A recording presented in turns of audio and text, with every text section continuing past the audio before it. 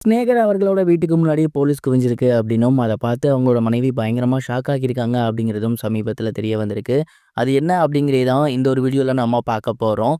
பிரபல பாடலாசிரியர் சிநேகன் அவர்கள் சமீபத்தில அவரது தந்தையாகி இருந்ததை தொடர்ந்து எல்லாருக்குமே விருந்து வைக்கணும் அப்படின்னு அவரோட ஏரியால மிகப்பெரிய ஒரு விருந்து ஏற்பாடு பண்ணியிருந்திருக்காரு.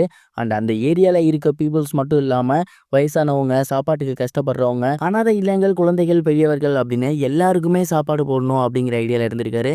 கிட்டத்தட்ட 1000 பேத்துக்கு மேல ஒரு ராஜ விருந்து குடுக்கலாம் அப்படிங்கிற ஐடியால இருந்திருக்காரு. அதற்கான ஏற்பாடுகளையுமே அவரு பண்ணியிருக்காரு. இதற்காக பார்த்தீங்கன்னா, அவரு போலீஸ் ஸ்டேஷன்ல போயிட்டு ஒரு சில காவலர்கள் பாதுகாப்பு குடுக்கணும் அப்படிங்கிற மாரி விண்ணப்பமுமே குடுத்திருந்திருக்காரு. அதற்கு முக்கியமான ரீசன் என்ன அப்படின்னா, கிட்டத்தட்ட 1000 பேத்துக்கு சாப்பாடு அப்படிங்கிறப்ப, கண்டிப்பா அந்த இடத்துக்கிட்ட கூட்ட நெரிசல் அப்படிங்கிறது இருக்கும். அமைதியா வந்து சாப்பிட்டுட்டு போயிட்டாங்கன்னா, எந்த ஒரு பிரச்சனையும் கிடையாது.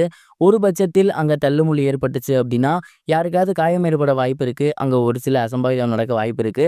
ஸோ இந்த மாரிலாம் நடக்கக்கூடாது அப்படின்னா, அந்த இடத்துக்கிட்ட ஒரு சில போலீஸ் காவலர்கள் இருந்தாங்க அப்படின்னா, கண்டிப்பா அங்கன இந்த மாரியான விஷயங்கள் நடக்காது. ஃபங்ஷன் நல்லபடியாவே நடந்து முடியும் அப்படிங்கிற மாரி சொல்லியிருந்திருக்காரு. இவரும் அந்த ஏரியால மிகப்பெரிய அளவுல ஒரு விருந்துமே ஏற்பாடு பண்ணி குடுத்திருந்திருக்காரு. இவர் நினைச்சது போல எந்த ஒரு அசம்பாவிதமும் நடக்கல. எல்லாரும் வந்திருக்காங்க, சாப்பிட்டுருக்காங்க. நல்லபடியாவே எந்திரிச்சு போயிருந்திருக்காங்க. இடையில இவங்களையும் இவங்க மனைவிகளையும் வாழ்த்திருக்காங்க. காவலாளர்கள் ஒரு சிலர் பேர் தான் எதிர்பார்த்திருந்தாங்க.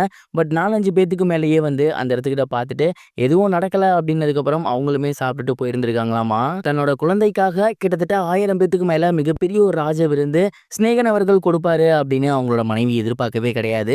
சொல்லிக்கிட்டே இருப்பாராமா, கண்டிப்பா குழந்தை பிறந்தா கிராண்டா செலிப்ரேட் பண்ணணும் அப்படின்னு. ஆனா இந்த அளவுக்கு கிராண்டா செலிப்ரேட் பண்ணுவாங்க அப்படிங்கிறத எதிர்பார்க்கவே இல்ல. இத பார்த்து பயங்கரமா ஷாக் ஆகியிருந்திருக்காங்க. இதுக்கப்புறம் இந்த மாரி நல்ல விஷயத்த பண்ணா நல்லதுதான் அப்படிங்கிற மாரியும் சொல்லியிருக்காங்களாமா.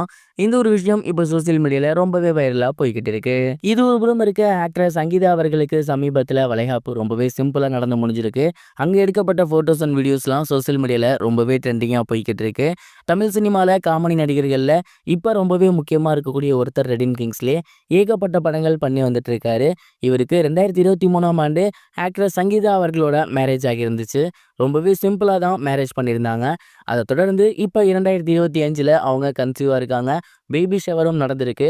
இந்த ஒரு ஃபங்ஷன மிகப்பெரிய அளவுல கிராண்டாலாம் பண்ணாம, அவங்களோட ஃபேமிலி அண்ட் ஃப்ரெண்ட்ஸ் இவங்கள மட்டும் வச்சு அவங்களோட வீட்டுக்குள்ள ரொம்பவே சிம்பிளா பண்ணி முடிச்சிருந்திருக்காரு.